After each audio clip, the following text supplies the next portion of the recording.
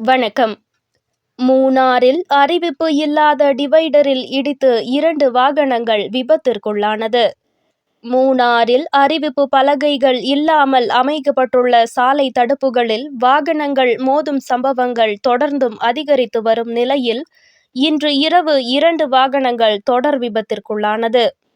KDHP regional office முன்புறம் இருந்து GH சாலை வழியாக பெடரல் வங்கி வரை நீண்ட கட்டமாக உள்ள டிவைடர்கள் உரிய எச்சரிக்கை சின்னங்கள் இல்லாமல் அமைக்கப்பட்டுள்ளதால் இதுபோன்ற விபத்துகள் அதிகரித்து வருகின்றன.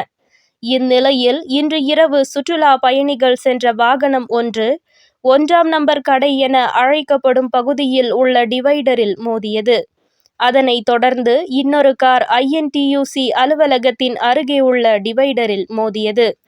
வாகனங்கள் இரண்டும் கண்காணிக்க முடியாத இருட்டும் இடையிலான மழையினாலும் பாதையில் டிவைடர் இருப்பதை கவனிக்க முடியாததாலும் விபத்திற்குள்ளானதாக பாதிக்கப்பட்டோர் தெரிவித்தனர்.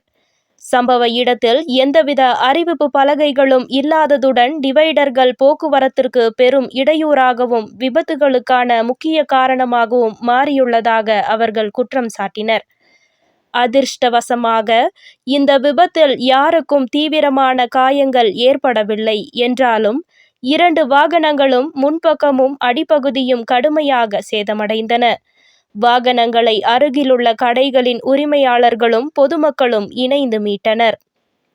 விரைவில் டிவைடர்களை சீரமைக்கவில்லை என்றால் இந்த நிலை தொடரும் பட்சத்தில் எதிர்காலத்தில் உயிரிழப்புகள் நிகழ்வதற்கும் வாய்ப்புகள் அதிகம் என்பதால் பொதுமக்கள் மற்றும் சுற்றுலா பயணிகளின் நலன்களை கருதி சம்பந்தப்பட்ட போக்குவரத்து மற்றும் பொதுப்பணித்துறை அதிகாரிகள் உடனடியாக நடவடிக்கை எடுக்க வேண்டும் என வலியுறுத்துகின்றனர்.